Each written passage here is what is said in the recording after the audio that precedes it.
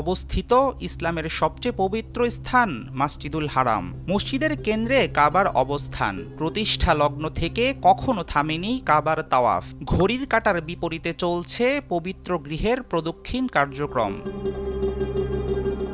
কাবা অভ্যন্তরে প্রবেশের সুযোগ অত্যন্ত বিরল।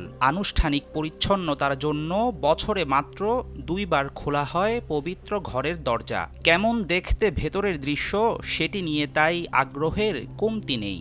চলুন দেখে নেওয়া যাক কাবার দুর্লভ কিছু চিত্র। কালো রঙের পর্দায় ঢাকা থাকে পবিত্র কাবার ইমারত। উপরের আচ্ছাদন বা গিলাফকে বলা হয় কিসওয়া। একটি কিসওয়া তৈরিতে প্রয়োজন পড়ে 670 কেজি রেশম ও 15 কেজি স্বর্ণ। কিসওয়াতে ব্যবহৃত সিল্ক আসে ইতালি থেকে। জার্মানি থেকে আনা হয় সোনা রূপার প্রলেপ দেয়া সুতা। মোট খরচ 50 কোটি টাকার বেশি।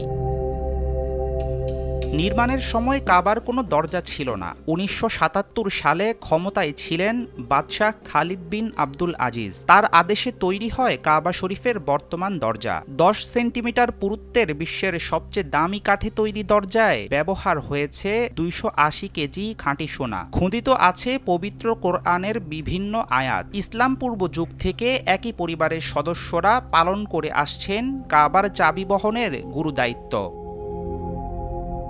কাবা অভ্যন্তরে একপাশে রয়েছে একটি সোনার দরজা, বাবুত তাওবা। এই দরজা দিয়ে কাবার ছাদে যাওয়া যায়। শুরুতে কাবার কোনো ছাদ ছিল না। কোরাইশ বংশের সংস্কারের সময় ছাদ সংযুক্ত করা হয়। ইমারত অবকাঠামো মজবুত করতে পরবর্তীতে যোগ করা হয়েছে একটি বাড়তি ছাদ।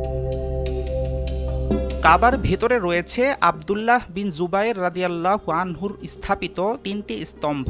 স্তম্ভগুলোকে পরবর্তীতে সুসজ্জিত করা হয়েছে স্বর্ণখচিত ডিজাইনে। খুঁটি 3টির সাথে ঝুলে আছে নানা রকম প্রদীপদান। এসব সমাধান ইতিহাসখ্যাত রাজা, বাদশাহ ও গুরুত্বপূর্ণ ব্যক্তিদের পক্ষ থেকে উপহার। সবুজ এবং সাদা মার্বেল পাথরে আবৃত কাবা ঘরের ভেতরের দেয়াল। রয়েছে সুগন্ধি রাখার একটি বহুমূল্য বাক্স। দেয়ালে আছে বিভিন্ন সময়ে কাবা সংস্কারে বাদশাহদের ভূমিকা ও কাজের ফিরিস্তি।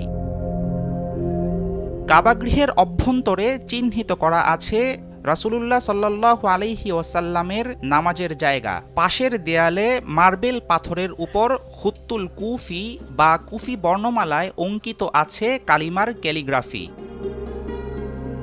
বিশ্বজুড়ে মুসলমানদের ঐক্যের প্রতীক পবিত্র কাবা ঘর। দূর অতীতে সপ্তাহে 2 বার খোলা হলেও বর্তমানে বন্ধ সেই সুবিধা। কাবার ভেতরের চিত্র দেখার জন্য ভার্চুয়াল ভ্রমণেই সন্তুষ্ট থাকতে হয় ধর্মপ্রাণ মুসলিমদের।